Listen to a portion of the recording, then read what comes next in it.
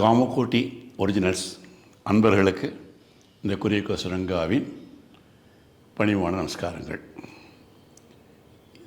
திருவுருட்சூழல் படத்தில் அப்பராக நான் வேஷம் போட்டதுக்கு மகாபெரிவா தான் இன்ஸ்பிரேஷன் அப்படின்னு நடிகர் திலம் சிவாஜி கணேசன் சார் சொன்னது தான் இன்றைக்கி நம்ம பேச போகிற டாபிக். அதை பற்றி அவர் எனது சுயசரிதை அப்படிங்கிற புத்தகத்தில் அவர் சொல்லியிருக்கார். அவர் சொன்னதை அப்படியே சொல்கிறேன். எனக்கு காஞ்சி மகா பேர ரொம்ப பக்தியோ மதிப்பெல்லாம் ரொம்ப உண்டு. அதுக்கு ஒரு காரணம் இருக்குது. ஒரு நாள் காஞ்சி முனிவர் என்னை கூப்பிட்டு வச்சதாக சகர் மடத்துலேருந்து செய்தி வந்தது.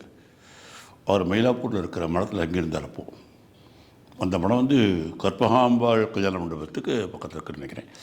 நான், என்னுடைய தாயார், தந்தை, மனைவி இல்லை 4 பேரும் போயிருந்தோம். போன உடனே ஒரு உட்கார சொல்லியிருந்தார். இல்லை, நாங்கள் 1/2 மணி நேரம் உட்காந்துருந்தோம். ஒரு பெரியவா மக்களுக்கெல்லாம் உபன்யாசம் பண்ணிகிட்டு இருந்தார். அப்போ திடீர்னு லைட்டில் அணைஞ்சு கொடுத்தோம். அவர் கையில் சின்ன ஒரு குத்து விளக்கு எடுத்துகிட்டு ஏதோ பார்த்துட்டே வந்தார்.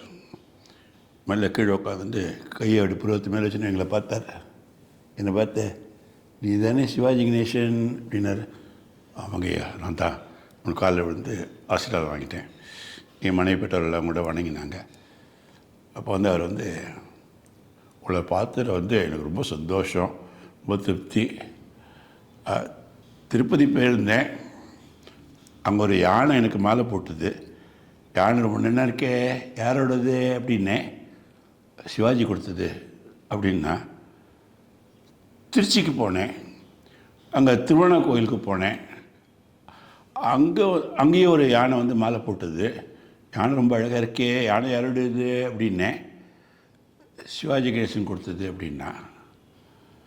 தஞ்சை பொன்னைநல்லூர் மாரியம்மன் கோயிலுக்கு போயிருந்தேன். அங்கேயும் யானையை விட்டு மாலையை போட சொன்னேன். இது யாருடையதுன்னு சிவாஜி கணேசன் கொடுத்தது அப்படின்னா.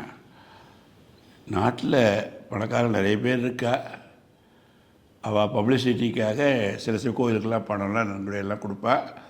ஆனால் யானை கொடுக்கறதுக்கு பெரிய மனசு வேணும். அந்த மனசு உனக்கு இருக்குது. அதனால் உன்னை பெற்றவா ரொம்ப சந்தோஷப்படும், பாக்கியசாலிகளவா. அவளுக்காக நான் பகவானை பிரார்த்திக்கிறேன் அப்படின்னு சொல்லிவிட்டு எழுந்து போயிட்டார். அப்போ என் மனசு எப்படி இருந்திருக்கும் யோசிச்சு பாருங்க. அத்தனை அனுகிரகம் யோசிச்சு பாருங்க அப்படி சொல்லிவிட்டா அது கண்டினியூ பண்ணார். ஒருவேளை இந்த சமம் என் மனசில் ஆழமாக பதிஞ்சிருக்கலாம்.